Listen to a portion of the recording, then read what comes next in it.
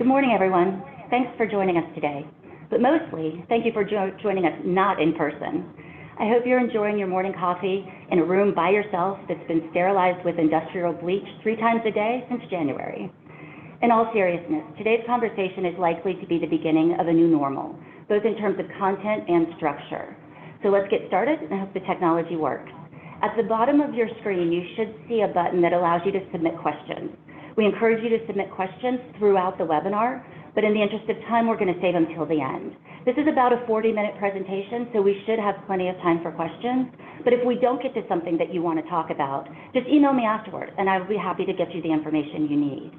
My name is Laura Guitar, and I lead the risk and reputation practice here at RBB Communications. Since January, our crisis team has been deeply engaged with regional, national, and international clients, working on coronavirus planning and response. We thought it might be helpful to share some of what we've learned today with you and to share some of the emerging trends that we see coming down the pike. So let's go.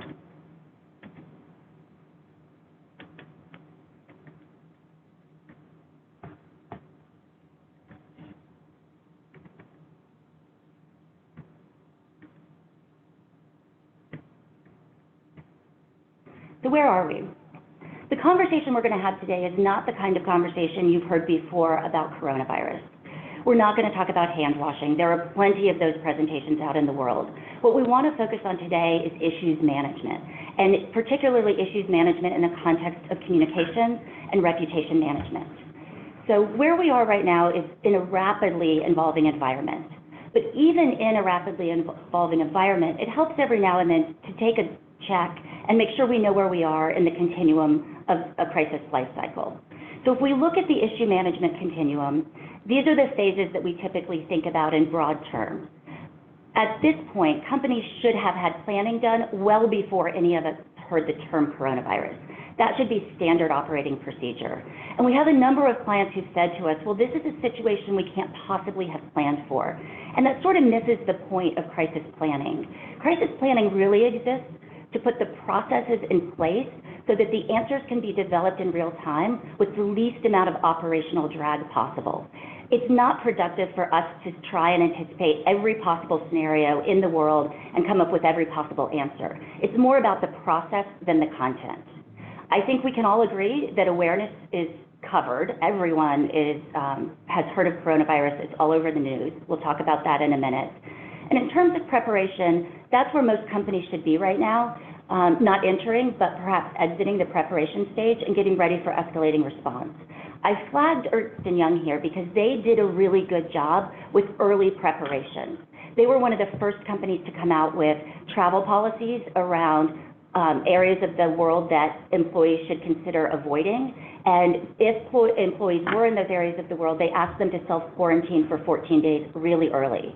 They put policies in place about not attending non-client critical events of more than 100 people and needing risk management approval in order to attend critical client events of more than 100 people. So they were out front, but I think at this point, most companies have had discussions about travel opt-in policies and other things like that. For our global and international clients, we are now solidly in the escalating response phase, which means we are seeing impacts to their business, and we're starting to put proactive and reactionary programs in place to address the impacts that we're seeing.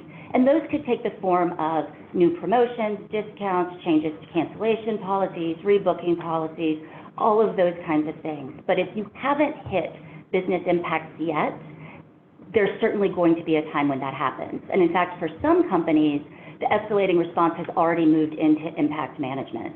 For those of you who are joining from across the pond, you'll recognize that the UK budget airline Flybe declared bankruptcy yesterday because of coronavirus impacts.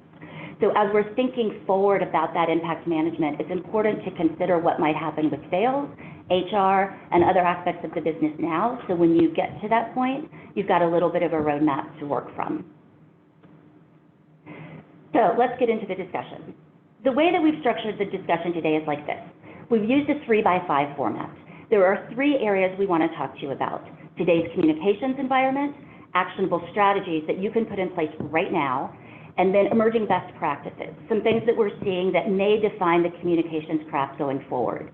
Each of these areas has 5 considerations or realities or strategies, and so we'll move through those as we go through the presentation. So let's talk about today's environment. Specifically, we're talking about the communications environment. And we've had outbreaks before.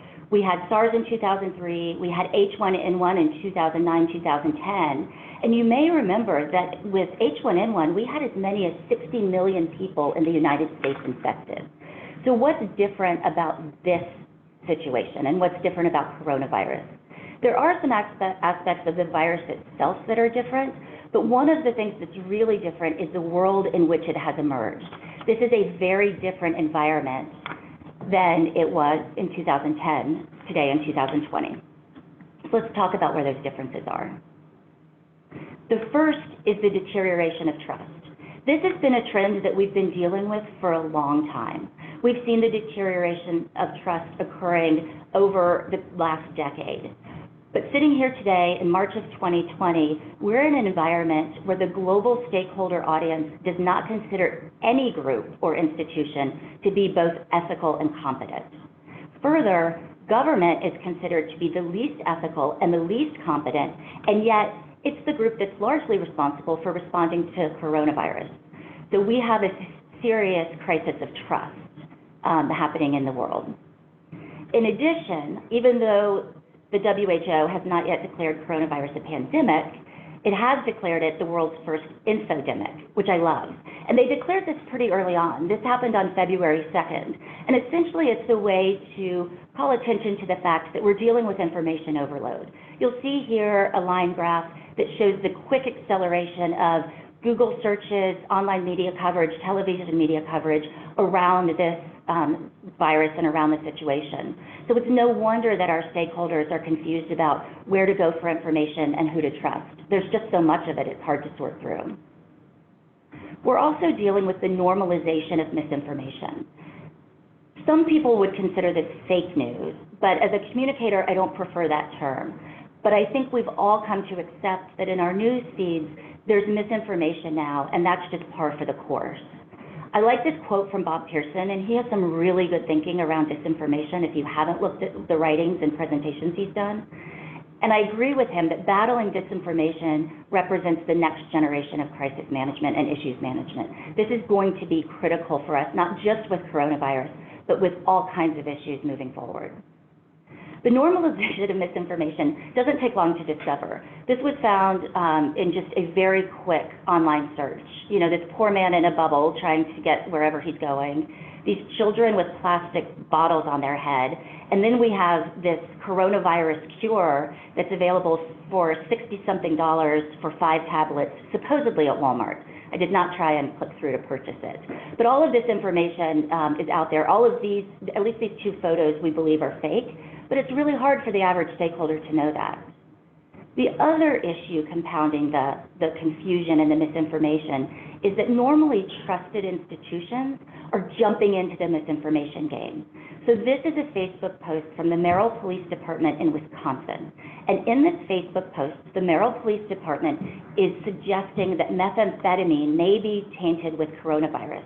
And they are very kindly offering to test methamphetamine for anyone who's purchased it to check whether or not there's coronavirus present in their drugs. They even go so far as to say, if you don't want to come to us, that's fine. We're happy to make a house call to test your drugs. So when I shared this with colleagues, they were quite certain it was fake. But oh no.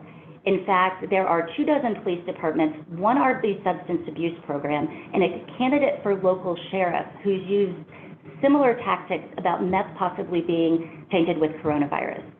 Obviously, they're using the fear factor associated with the virus for their own goals, but it creates issues when trusted institutions jump into the misinformation game, no matter for what reason. And it's my understanding from what we've seen online that the CDC has pretty much asked them to knock it off. We're also living in an era of irrational rationality. So these are just some of the headlines that have appeared about coronavirus. So when we as human beings are confronted with something new, our tendency tends to be to overreact with fear.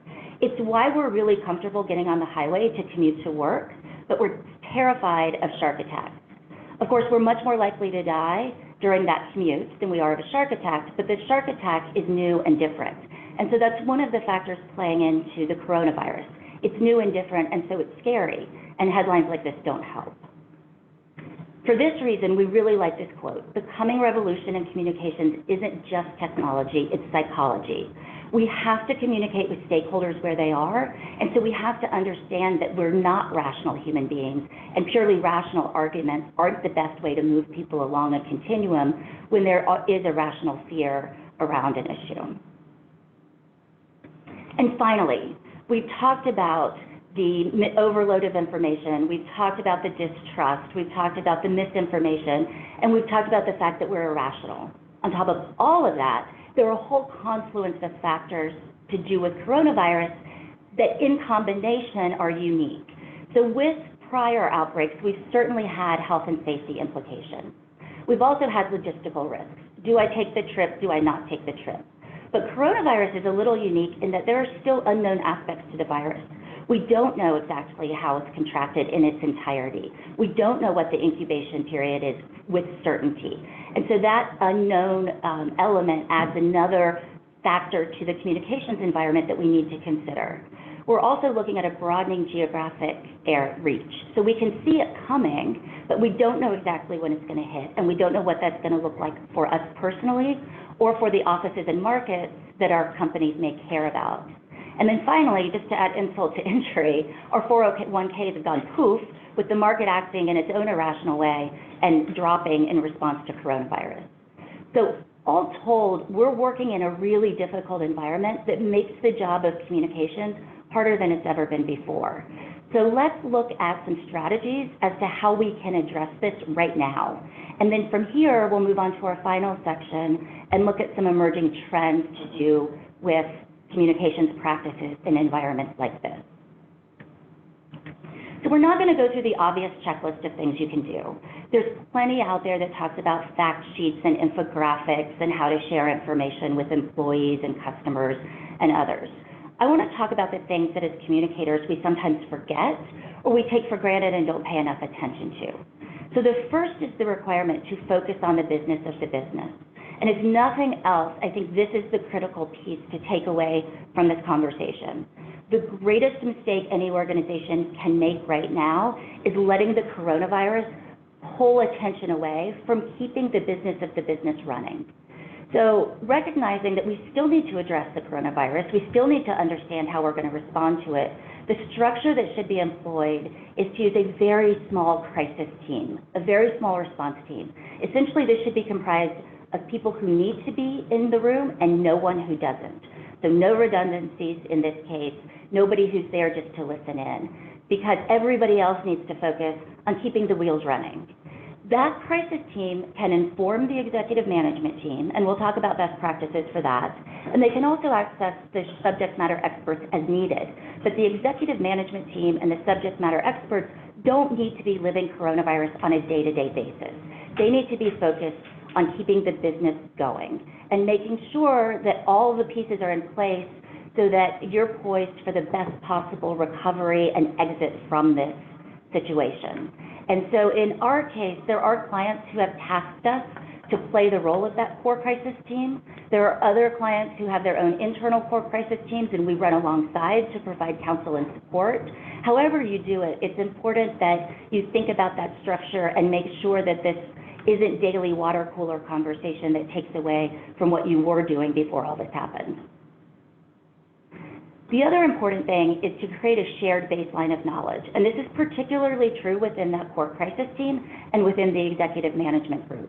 You can't start every meeting with a 1-hour catch-up on what you've heard lately or what your sister from Houston texted you that may or may not be accurate. Everybody needs to be operating at any given moment from a common base of knowledge. So when decisions need to be made quickly, everybody's up to speed on the data points that matter. The way that we do that for our clients is for many of our clients, we're providing daily briefing reports. Those of you on the phone who we've been working with will recognize some of these data and formats. For many clients, we've been providing these reports since the end of January, and at certain points of peak information relevant for them, we've been doing it 2 times a day, 7 days a week. What's important about these briefing reports is that they are customized to your organization. There's a lot of information out there. So putting a report together can take a tremendous amount of time if you're doing a broad suite. In order to make it effective and in order to make it relevant for the people who need the information, you need to think about the data points that matter for your business. So for example, you may need keyword search data around specific combinations of keywords that are unique to your organization. You may need country-specific information if your organization is global or international. You may need market-specific information if you're working on just a US basis. And you may need information beyond media and digital. You may need government statements. You may need travel reports. And so it's important to identify what you need and what you don't need in order to make this process work. The other part of actionable items is all of you have probably been engaged in sharing some form of factual information with stakeholders, whether those are inside your organization like employees or outside your organization, customers and clients. And that's fine. That's certainly a baseline responsibility we all have, and information like the CDC fact sheet are perfectly useful. However, we've talked about the fact that we're not really rational, and so the facts alone aren't going to get us there. So in order to have people really absorb what you want them to know, not only about the coronavirus, but about your response to it as a responsible corporation and as a corporation that cares about them, you've got to couple it with emotion. And so some ways that we've seen that unfolding with our clients are there is a global hospitality company that has started providing its guests small individual bottles of hand sanitizer with their welcome package. Is it necessary? Maybe, maybe not, but it's a way to graciously acknowledge where that guest is at the moment and what their concerns are without having to make a really big deal about it. Similarly, a national law firm has put kiosks in their lobby and in their conference rooms with hand wipes and hand sanitizers for use by both their attorneys and their guests. Again, just a really nice acknowledgement of the environment we're living in without having to have a big conversation about it. The fourth consideration and an actionable strategy we need to look at is addressing the unrecognized threat. So as communicators, we're really used to talking about certain stakeholder groups. We talk about our employees a lot, we talk about customers a lot, we talk about competitors and media and groups like that. But within this ecosystem of stakeholders, there is a group that we're not talking about enough that actually poses a really big threat to organizations. And so the weakest link that I think as communicators we fail to address are suppliers and contractors. So this isn't a supply chain issue, although that certainly plays into this. This is more of a communications issue in the sense that you may be doing everything right in communicating with your employees about how to stay healthy and sharing with your customers and clients what you're doing and laddering up to your board of directors, all of the activities that are taking place. But all it takes is for one delivery person, one food service person who hasn't washed their hands in a year to walk in the office, sneeze on your front desk staff, and game's over. So in today's world, it's really fair and in fact necessary for you to ask your contractors and suppliers about their plans to keep their employees healthy. And it's fair for you to be asked as well. And so being prepared to answer those questions for organizations that are dependent on you and being prepared to ask those questions of those on whom you are dependent. So right now, think about your most important vendor, the vendor with which your organization would come to a stop or be significantly handicapped if they weren't able to do their business. Do you know that they've got a plan to make sure that they have business continuity through this process? And if not, that's what you should be asking them about, because there's a weak link there that we don't look at often enough as communicators. And lastly, it's really important that we not adopt someone else's crisis. This is a critical component because there's a lot to think about and there's a lot to do. There is no organization with infinite time or resources. So we have to be really thoughtful about what we need to tackle and what we don't. And in this situation, one of the questions we've gotten from every single client and then some, is what do we do if our community, our building, our office are quarantined? And it's the easiest answer of all. you do whatever the health authorities and the CDC tell you to do. Because at that point, we're not driving the situation, they are. And so it's really important as communicators to understand when we are in charge and when we need to be actionable and when we need to take a back seat and follow others who have greater responsibility in a moment. So as you're thinking about responses, it's important that we do a gut check, and we do this with our clients on a regular basis. Is this really our crisis? Or is this a crisis that's happening in proximity to me and maybe impacting me, but that I'm in fact not in charge of solving? So moving on to our strategies and emerging best practices. So this is the last section that we'll go through before we get to your questions.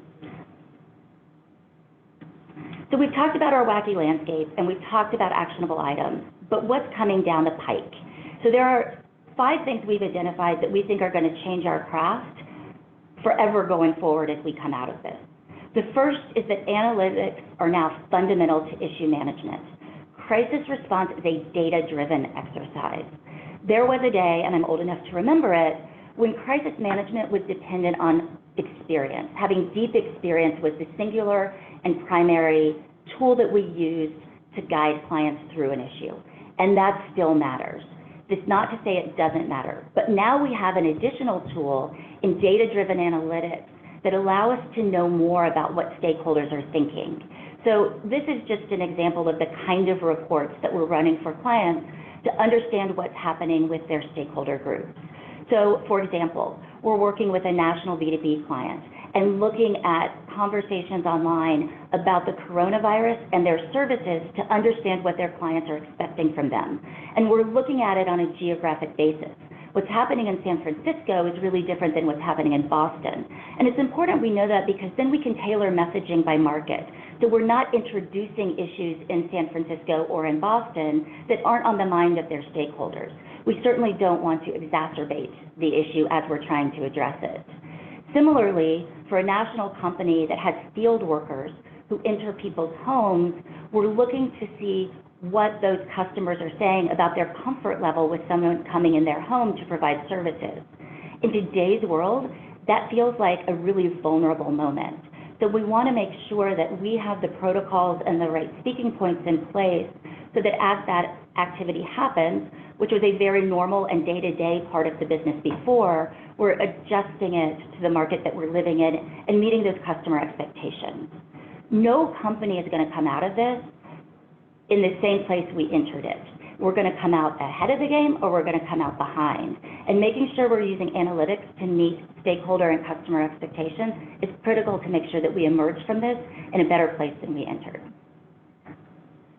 We've also seen this trend towards self-service information. And this is a map that Johns Hopkins put out, and it's a fantastic resource. If you haven't looked at it, I encourage you to do so. I don't think you should share it with all your employees. It's a real-time counter of infection rates around the world.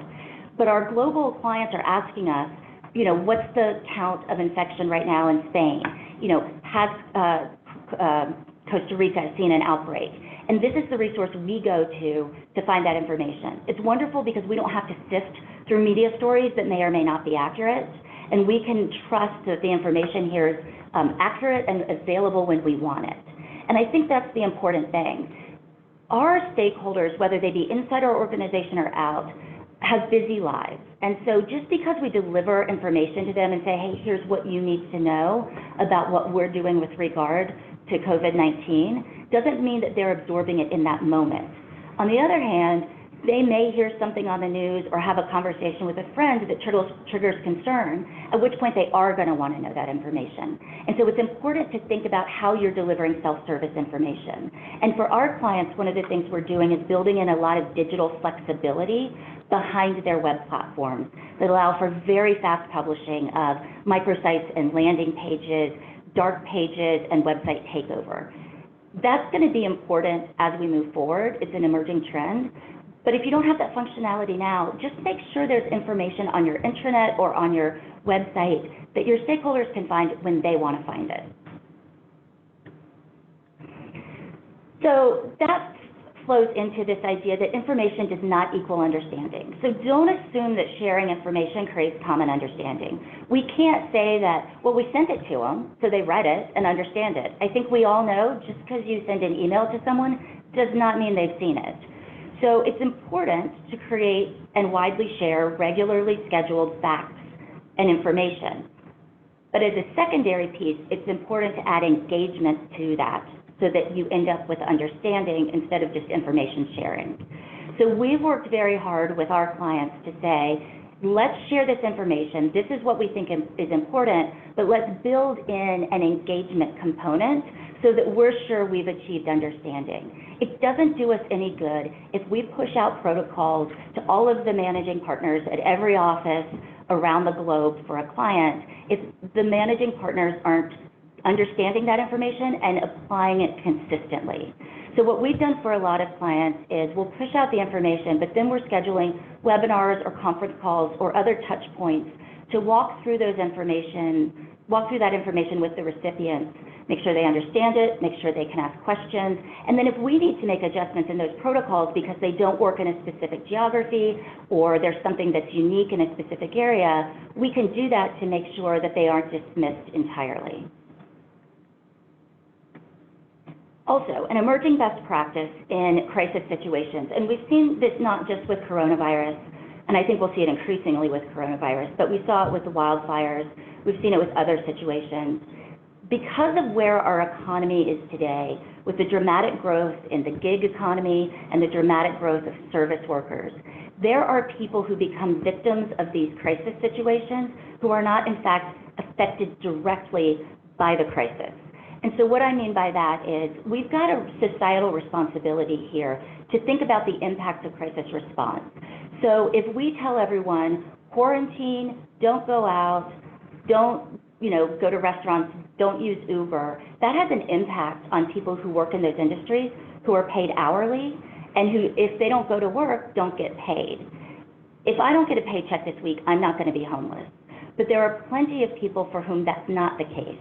And so as we're thinking through our responses to this, even if these victims aren't part of our organizations, it's important that we acknowledge that they exist. And as communicators, one of the things we're doing with our clients is looking at their corporate social responsibility programs to understand whether or not it makes sense to reroute or reallocate resources in order to make sure that people who may never contract the coronavirus, but who have significant impacts from it, are taken care of through the crisis management and recovery. And then lastly, training for change. So we all talk about training for crisis and training for communications. We've all been through and conducted media trainings and things like that. But as I mentioned at the beginning, the point of crisis training isn't solely to train for specific scenarios.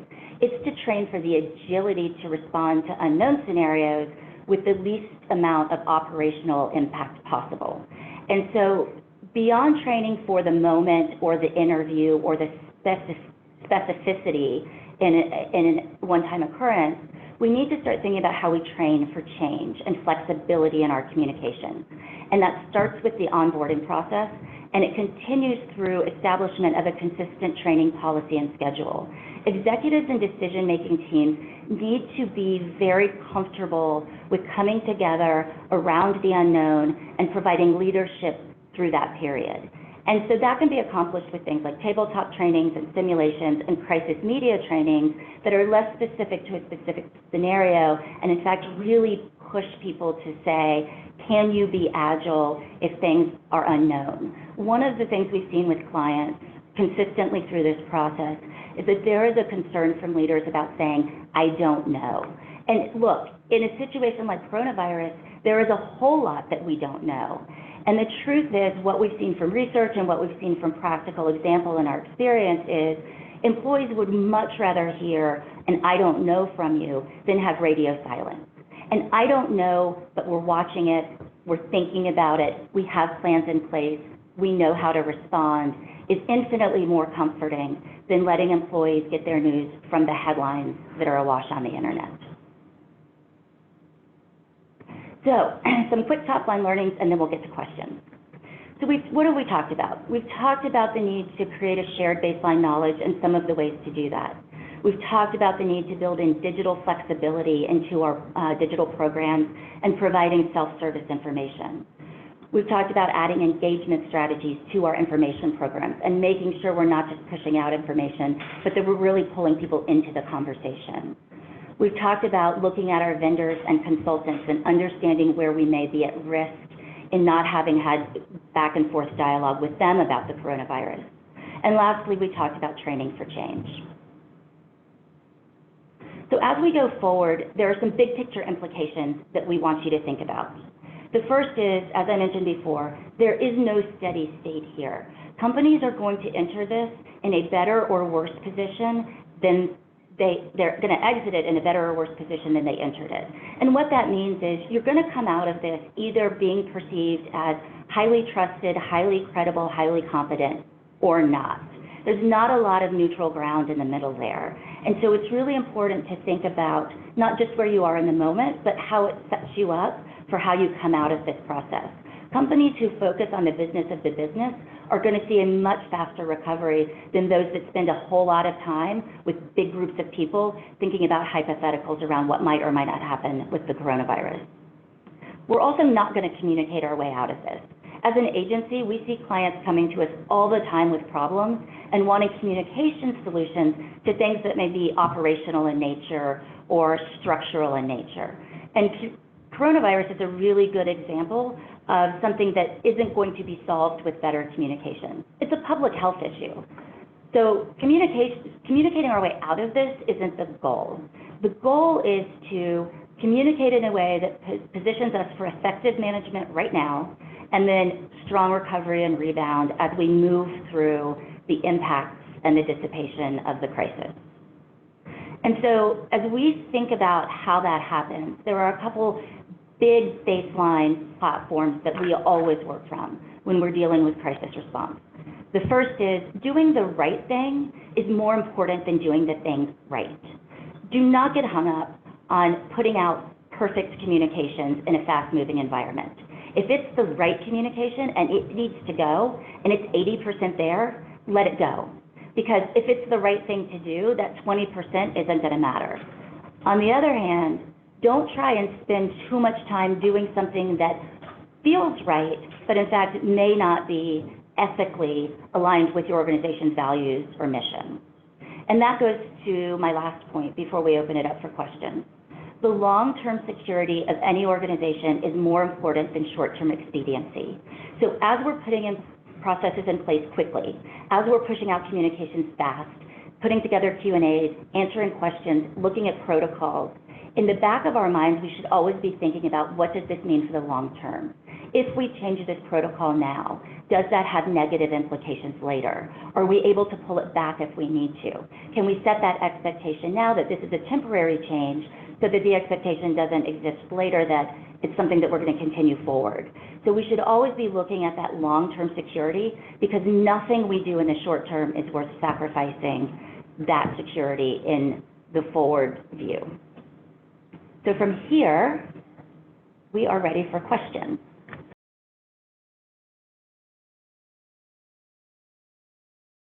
We've actually had these conversations with clients. We do have some clients who said, I don't want to add to all of the information that's out there, and I don't want to overwhelm our employees with more information about something they're already overloaded with. I get that, and that makes sense. But the question is, where do you want your employees to get their information? Do you want them to get it from the web? We've seen what some of those headlines look like, and we've seen what some of that guidance looks like. Or do you want them to get it from you? The other problem is misinformation thrives in a vacuum. So if you leave that space open, employees are going to start making up stuff. They're going to start talking about policies that they think should be in place, and then it goes down the telephone line, and all of a sudden, everyone assumes that's the policy in place. So there's greater risk to not engaging than there is to engaging.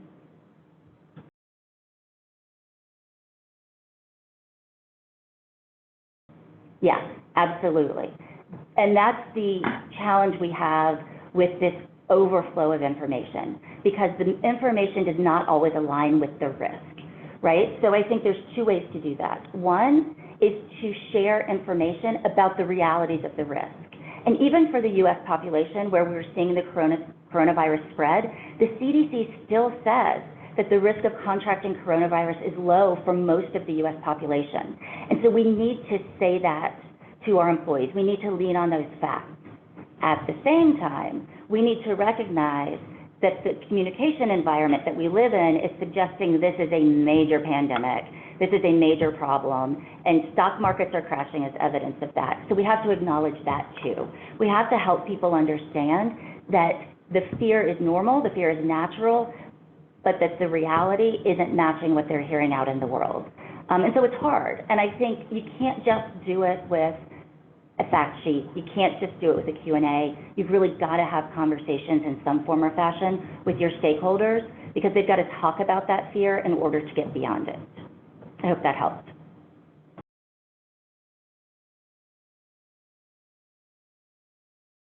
That's a great question, and it's a pretty easy question. There are two sources that we rely on almost exclusively. I mentioned the Johns Hopkins map, and that's sort of an outlying third, but the two we're relying on are the Centers for Disease Control and Prevention in Atlanta, which is cdc.gov, and then the other one is the World Health Organization, the WHO, and that I think is WHO.int. And outside of the US and North American countries, the CDC is really not known. And so when we're talking with clients who have international operations, we'll often flip to use the WHO, either in addition to the CDC or instead of the CDC. But both of them have tremendous resources. They've got fact sheets, they have videos, they have all kinds of up-to-date information. So that's where I would go to pull down data points and to make sure that you're using the most reliable information that you can.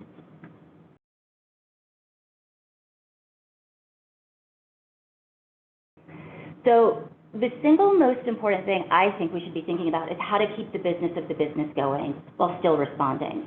So how to get that crisis team skinnied down to the most critical players only. And in my opinion, that very rarely involves all of your top executives. That should be people who are a little bit more on the ground, a little bit more in the operational weeds, so that those most senior executives can continue to lead the business forward.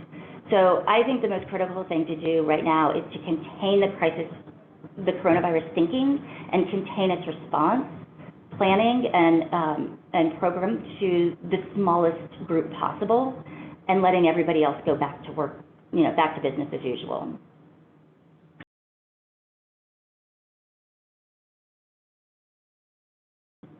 So that sort of follows on to the question before. Who should be included is people who have direct operational line of sight to the various aspects of your business. So in some cases, that's a big group. In some cases, it's a pretty small group. So whoever has a sense of what's happening on the ground, but it also sits in a position of authority to change what happens on the ground. And so in addition to those operational folks, legal counsel should be there 100%. We are big believers in partnering with counsel. It's really important always, but also in a crisis situation, that we all know the roles we play. And so communications has an important role, but so does legal. And if communications is putting the organization in legal jeopardy, then we're sacrificing that long-term security. So legal absolutely needs to be part of that conversation. There should be someone in the room who thinks about communications, as most of us do, and then there should be someone in the room who thinks about human relations and your people aspects. And I'd say starting with that group should be sufficient. And then you can reach out to others as you need additional information. You may, depending on your technology infrastructure, you may or may not want to have someone from your tech group involved, but I think those kind of core skills are what matter.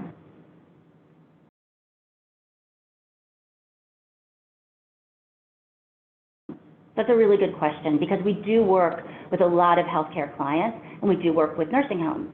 So for the most part, the healthcare industry is pretty prepared to deal with situations like this. After 9/11, healthcare institutions, particularly hospitals and others, have gone through a lot of training to deal with biothreats and pandemics and things like that. So actually healthcare institutions are pretty well prepared, assuming they have the funds and assuming they have the resources they need. And one of the things we've seen is there's a shortage of test kits. And so I think healthcare institutions right now are challenged because they have the capability to test more people than are testing, but don't have the resources to do it. With regard to nursing homes, specifically because that nursing home in Seattle was such a center of infection and a center of coronavirus, there's a sensitivity there that is pretty delicate, because the best way to protect those residents is to lock down the institution and say no visitors, only approved vendors, only certain people in certain areas. You know, like healthcare institutions, they've got good sanitation protocols, they've got good hand washing protocols in place, but it's really hard to tell someone that, hey, we're locking down the facility and you may not be able to see your aging and perhaps infirm parents for an undetermined amount of time. And so in that case, I think leaning on technology to consider whether Skype or other tools can be brought in to allow communication and some face-to-face interaction, even though the facility itself may be on lockdown. And in that case, I think it's important for the families impacted to understand that we're acting in the best interest of everyone in terms of limiting the spread of coronavirus. So it has been a big impact, and it's going to continue to be a big impact for a while.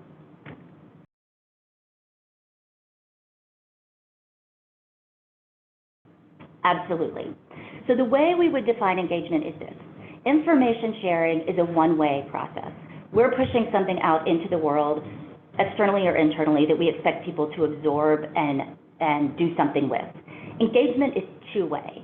So whether that's a phone conversation, a webinar, real-time text, Twitter answer questions, whatever that is, it's an opportunity for the recipients of that information to engage around that information. So making sure that they understand it, they have the ability to ask questions, and frankly, forcing them to look at it long enough to be a contributing participant in that process. So I'll give you an example. At the agency, someone may send me a document to review, and I may scan it, but I'll look at it much more closely in that moment if I know that I'm going to be on a call with them in the next hour discussing that document, right? So I think it's a matter of making sure that the engagement follows the information so that the recipient knows that they're accountable for a next level of absorption and interaction with that data. I hope that answers your question, but you know where to find me if it doesn't.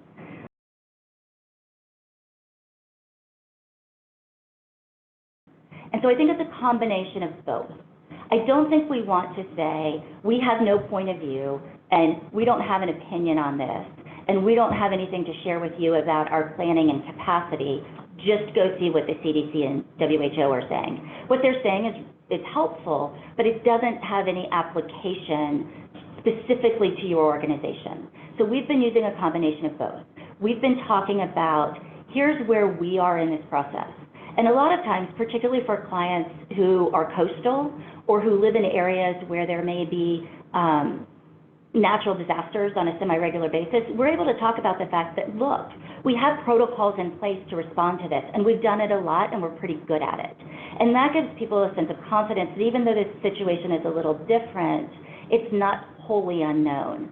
And so I think putting whatever preface in there is specific to your organization's capability and point of view, and then sending people to WHO and CDC is good. You can also download a lot of their resources.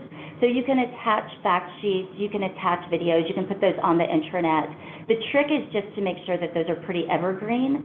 The situation's changing really fast. So if you put a map on a website, for example, that shows where outbreaks may be currently on a global basis, just expect that you're going to have to check that several times a day because it's likely to change.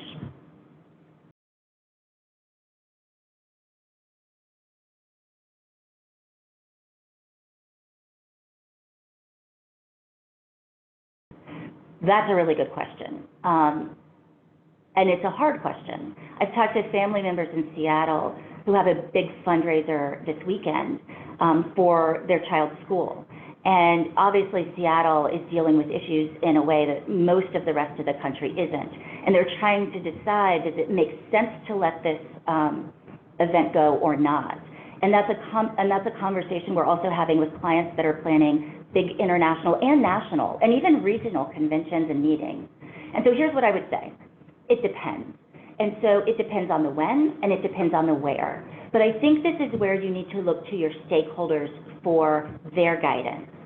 So I think, again, given the ability we have to reach out directly and communicate with stakeholders, I take a temperature check, figure out, what a representative set of those 500 attendees might look like, and see where their minds are about this, see what they're thinking and the comfort level they may have. In South Florida, I don't think that companies are as concerned about it as they are in other parts of the country, but do a temperature check and see. The other thing is you can get really creative with how you conduct events that aren't in person. So for example, Expo West did digital showrooms this year since they postponed the event. South by Southwest looks like it's going to have a number of attendees who aren't able to join or who are choosing not to join. And so for that reason, they may do digital forums as well. And so is there a way for you to engage those individuals in a way that's not in person? And in fact, for fundraising events, you may be able to make hay out of this, because if you think about it, if you can say to funders and attendees, look, we have to cancel this event in the best interest of the community, and that's where our interests lie. But this is a really important fundraising event for us, and without it, there's going to be real impacts to how we're able to deliver programs, and particularly those programs for sideline victims. And so we need you to step forward this year in a digital way to participate with us and make sure that those gaps don't occur. And so I think if you can talk about it in that way, you may actually see people step forward with a greater funding contribution than they might normally do in a traditional event. So I'd say get creative, but check with your folks and check with the folks who you think are the thought leaders who might be in attendance.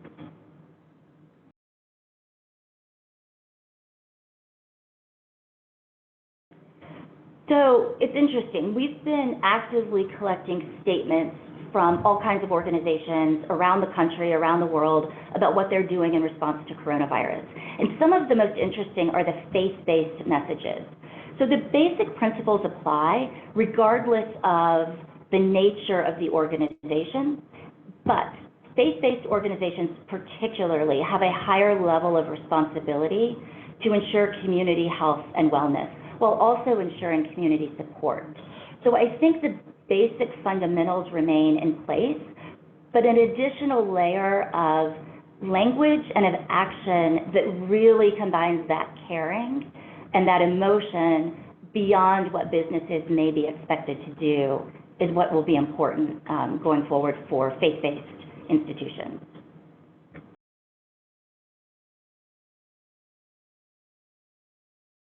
This goes back to that self-service idea, right? So you don't want to be talking about this all the time, particularly with people that aren't involved in the frontline thinking and decision-making on this. You want to let them go back to work. You also don't want to overwhelm them. I mean, you can't turn on the TV right now without coronavirus just being everywhere. And so for a lot of people, they just want to focus on something else. So it's super important that we don't overwhelm people within the work environment.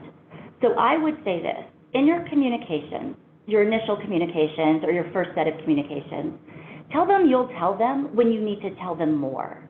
I don't think you need to provide regular updates of factors that are emerging that don't affect them and don't affect the business. There's lots going on that for most of us is just information, but doesn't really change our day-to-day. So as long as they know that you're monitoring it and that you've got protocols in place to address whatever comes, then I think they'll trust that if something changes for them, you'll let them know. And so I think making sure that your teams know that is important. It's also important to identify those members of the team who are really in touch with the conversations that are happening at every level. Every organization has people who are more in touch with the rumor mill and more in touch with areas of concern. So I think knowing who those people are is important, taking them aside and saying, hey, I really need you to help me. Help me monitor this. Are people okay with this? Or is there an escalation in concern and fear? Because if you can get some sort of on-the-ground intel from those folks who are really in touch, that will help you determine when and how you need to engage.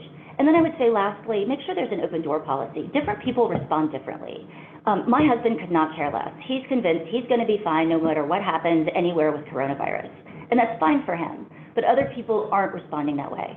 So for individual responses, make sure there's an open door policy to someone in HR or someone in the communications team so that they've got a place to go to express their concerns and perhaps to ask for exceptions to existing policies that may not have been changed for the institution as a whole.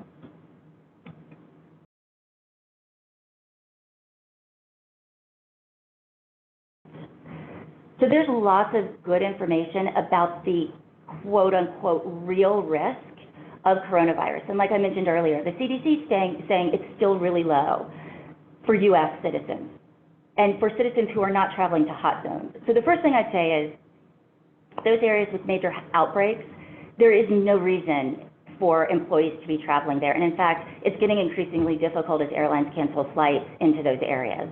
So I would say in that case, that should be off the table. But if someone needs to leave the country or if someone needs to be on a cruise, the basic precautions still apply, hand washing and all of that. But the WHO has some really good information on airline travel and how safe that filtered air really is. So I encourage you to go look because they've got information on airline travel, on cruise travel, that really put the facts in context. In truth, the chances of catching a communicable disease on an airline are really low, and the CDC has just put additional protocols in place for airlines to follow. So I think it's important to stick to facts and remember we're a conduit.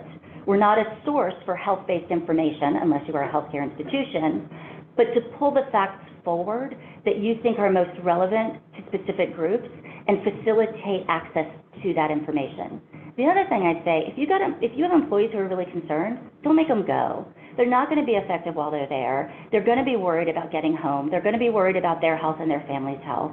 So if there's a way to work around it, absolutely work around it. And that's where you've got to emerge from this in a stronger position than a weaker position. And if you've got employees who have to travel and are unhappy about that, you're going to come out of that with a workforce that has less confidence in leadership decisions than would be helpful.